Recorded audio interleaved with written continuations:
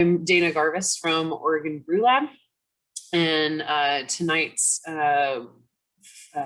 Fireside Chat is going to be focused on fermenting garlic, which is not necessarily beer related at all, but I think that people who enjoy beer enjoy other fermentation products as well, and this is hands down one of my absolute favorites.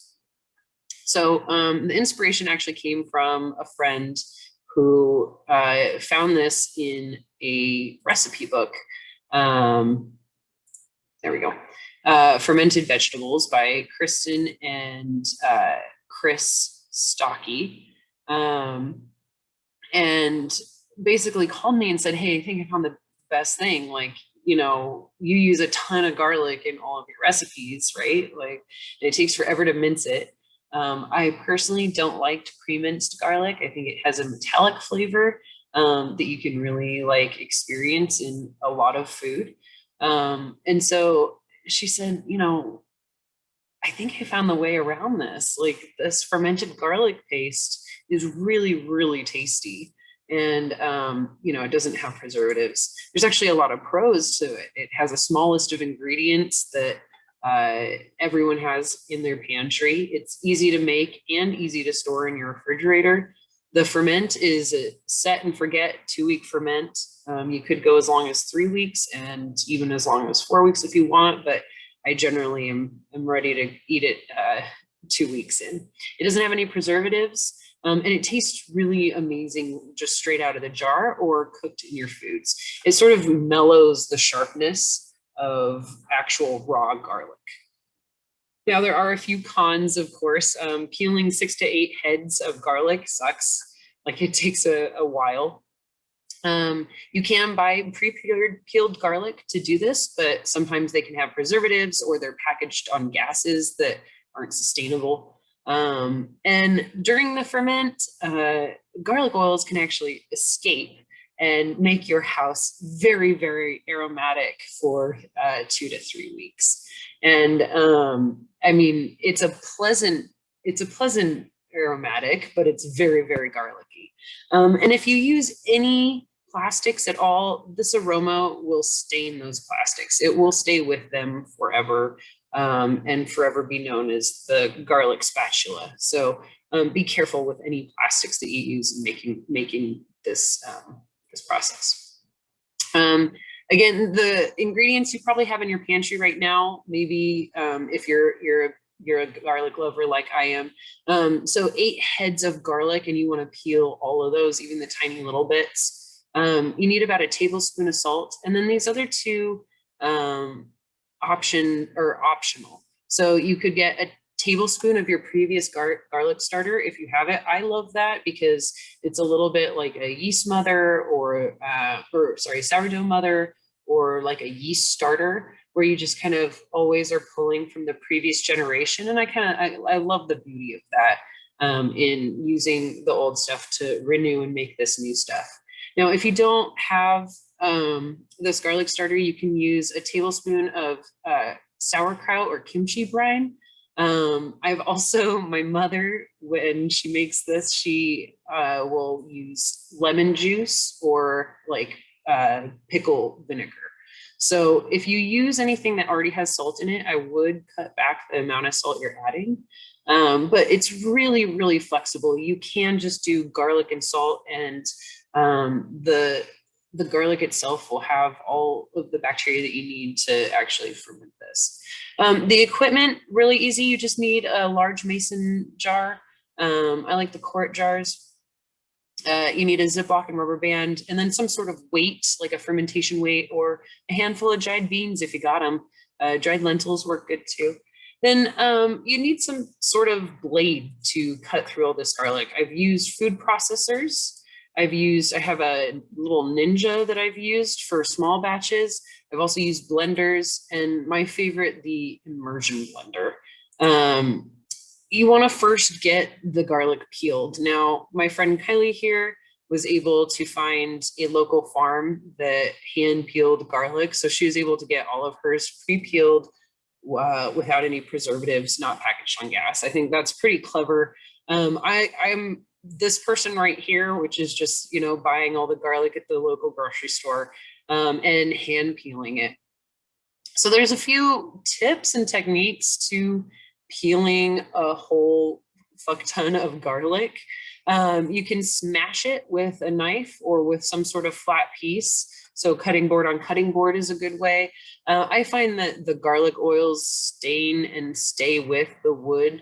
So that's not my favorite. This other one, the banging in a pot that you kind of shake up and down, that works really well for large cloves.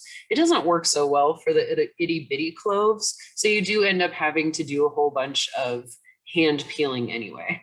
And for those tiny cloves, I do like these little silicone rolls. They don't absorb the like aroma of the garlic. They're relatively easy to clean. But again, you're still like smashing it. So there's a little bit of stickiness that's going to happen. Personally, I just do it all by hand and binge watch a show on Netflix. That's to me sort of like a little Zen project. Like I got to do the garlic, sit down and right now it's supernatural. So there we are.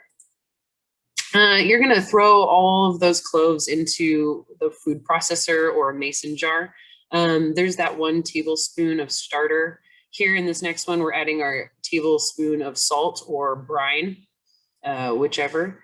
And then you're going to blend this smooth. Now, I prefer it actually really smooth, like a paste, but you can make it like a rough chop, or you can do this like really, really creamy thing. You want to spoon that into a mason jar. I have this video here to show you the immersion blender version, because I think this is one of the best ways. The reason I think that the immersion blender is probably the best is because it is super effective. Like in less than a minute 30, I'm able to get all of this garlic, which is 8 heads, down into a really nice paste. I like that it's in the container that it's going to ferment in and then also be stored in. So I'm not having to use a plastic spatula to go in and scrape out the food processor and try and get all of those golden yummy bits into a new container for fermentation. It's all happening right here. And then finally, the blades itself is metal. And so is the actual stick too, which means garlic aroma is not going to stay on there. When I use the food processor, I make sure that I'm doing some hummus or making some pesto, something that's going to follow that up and kind of take up that absorb like garlic smell and flavor. Because if you go into making a pie crust or something sweet, that garlic's going to come through. And so I try not to use my food processor anymore for this process. The immersion blender is really great and it fits perfectly inside a wide mason jar. So I love that this all kind of is self-contained into one little thing. And then not to mention, I find it really, really just pleasing to watch. It's like a really, really satisfying video. Right. Now let's move on to the next slide. You can do it, Sheets. There we go. So after you've blended down your garlic all the way, you're gonna wanna give it some headspace. So I tap it down, you know, really loud, get out those bubbles. I wipe down the sides with a paper towel so that the sides are really clean. And then I stick a Ziploc bag in there, and this is where you add your weight. Now, there's a few different ways. I've heard of people using water weight instead of beans. That's great. Hopefully the Ziploc is trustworthy enough for a few weeks holding that, because if it leaks, you could spoil your batch. And then after you have that Ziploc weighted down, I now have fermentation weights, which I put on top of the beans, which is a new development for me. So I don't have photos of that yet, but then I use the rubber band to secure this whole situation and make sure that it's mostly airtight. And you're going to set that aside and let it ferment at room temperature for 2 to 3 weeks. I like to put, this is another technique I've learned, is to put a porcelain or glass bowl underneath the garlic. It catches that oil and doesn't absorb it. So it's easy to clean after the fermentation of that garlic oil. This is my second one ever. You can see my first one back here. I promise you at this point, I go through them so fast that I generally don't have that much left of the starter. But I've learned a lot, and I learned how quickly I go through it. So I'm not as good as I used to be. But what I have improved on is, you can see here, I left no head space. And this was one that leaked a lot. Well, I learned. So this one has a lot of head space. Almost half of the jar is air. Then this one is a little bit better, where I used up the volume a little more, but still had a good amount of headspace. You can see some air bubbles in here that's not ideal in this one. So air bubbles happen just because it's hard to pack all of that down, but they can also happen. This is like on day, I think 7 or 8 for this jar. And you can start to see a little bit of layers forming and separation, and that's normal. Fermentation causes CO2, which is a gas. And that's going to happen no matter what. The air will work itself out. Here's one from this summer that's pretty decent. And then this is my most recent one, which I actually have going on right here. It smells really wonderful. And this is the one I had before from, looks like December 14th of 2020. You can see I don't have very much left.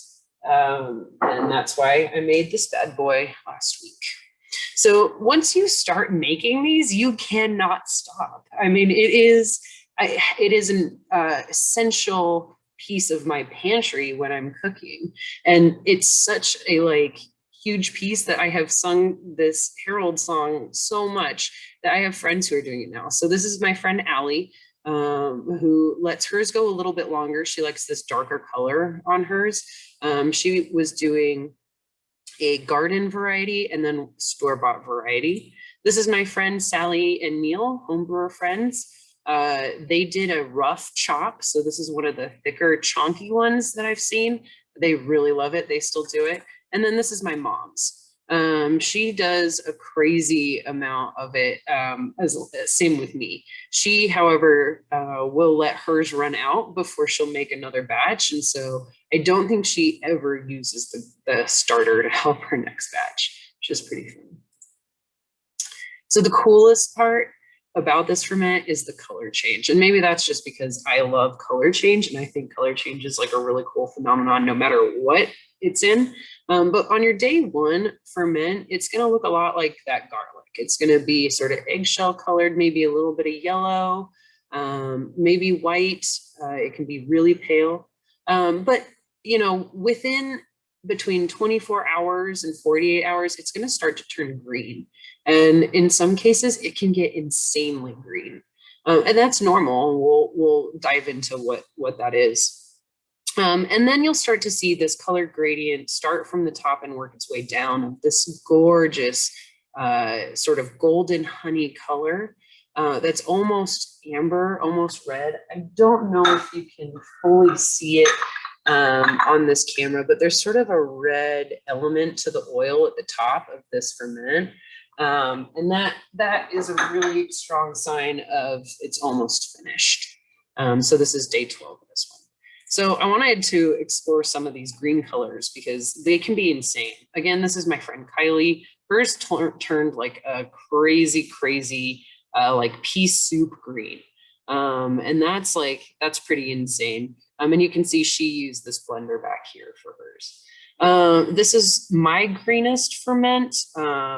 And, I put this ginger bug, which is yellow, in here for scale because you can see just how hulking green it is. It's pretty insane. You can also see this is one that I did not leave enough headspace in.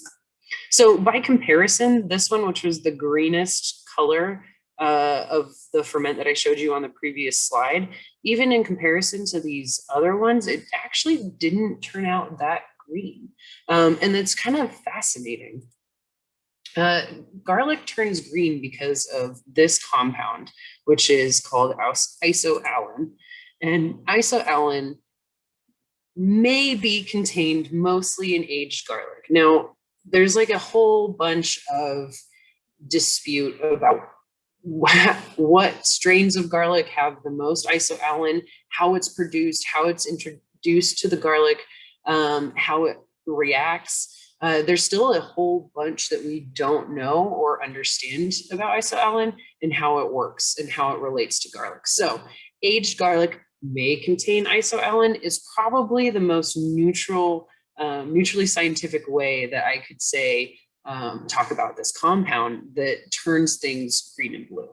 So what's interesting about isoalin is that it has this sulfur element right here in the middle with these electron pair hanging off, and then this oxygen. This oxygen is pretty inviting for more oxygen. And when more oxygen is brought in, you know, by disturbing it, by cutting it up, when we're blending it, we're introducing oxygen while we're mincing it. And that oxidized sulfur actually turns green and blue. And this isn't a new phenomenon to us, right? We've seen sulfur pools that can go from a really crazy yellow to a deep, deep blue green. And we've seen it in hard-boiled eggs that have been cooked way too long. When it starts to get that grayish green color on the outside of the yolk, that's that sulfur compound in the yolk turning blue-green from over-oxidation or from being heated up too much. And so we're pretty sure that's what's causing, we scientists are pretty sure that's what's causing garlic to turn green or blue. And even so, I can't say every single time, because not every single one of my ferments have turned green, and some of them turn more green than others. And even in my own anecdotal experience, I can't say for sure this is really old aged garlic, this is really new garlic. It really is total crapshoot. I keep decent fermentation logs, but I haven't found a trend that causes something to be more green or blue than the next one. So that's pretty fascinating. There is something I wanted to touch on briefly about varieties and using different types. So Kellyanne is my friend who introduced me to this process. And so we've been theorizing tons of different things you can do. And I've seen online that you can do this with other root vegetables like turmeric or ginger. And those are definitely things that we're interested in doing. Just out of curiosity, Kellyanne went to the store, got a whole bunch of elephant garlic, found this Korean red garlic at a local store, and then just went to like a Safeway or something for a generic store-bought garlic and did these side-by-side tests. Now, the flavors here, she said, were only comparable when you actually tasted these garlics raw. Now, in cooked dishes, side by side, you could not tell the difference. And I will say, you know, elephant garlic is in the alum family, but it is not technically a garlic. It's more along an onion, the way a shallot is. So it really makes you wonder, can we do this with onions? Can we do this with shallots? And I think that that's an experiment Kellyanne and I are probably going to look into moving forward, because, you know, we use this stuff all the time. It's rather insane. So she did say, let me just put out the tasting notes here. She did say that the Korean red garlic did have more of a roasted garlic flavor, whereas the flavor from generic store-bought that I'm used to is sort of like a more like a sauteed, like nicely pan-fried garlic. And so that was the difference, but in a dish, it's very difficult to tell the difference. So that's the quick overview for how to ferment garlic. These are the things that I have cooked with this spread. I mean, it really, really is super versatile. Wherever you have something that calls for garlic, whether it's chopped or minced or, you know, whole, I use this. It is so easy. It's already, you know, chopped up. It tastes amazing. It's a little more mellow than raw garlic. And it just adds a depth to the dishes that that you enjoy normally. And so I really love to sing the praises. And as you saw with all the pictures from other people in my life who now make fermented garlic, like once you start, you cannot stop because you will use it in everything. It's that amazing. All right, so we made it to the end. I am happy to answer any questions you might have. I was slightly prepared in case no one had questions to just sort of ramble about a few techniques. One of the things that I often get asked about this presentation is, you know, what do you do with the garlics that like aren't quite up to snuff? Ones that have grown, the little ends, the little green ends, like, yep, I throw those in. Ones that have little blemishes on the edges, I throw those in.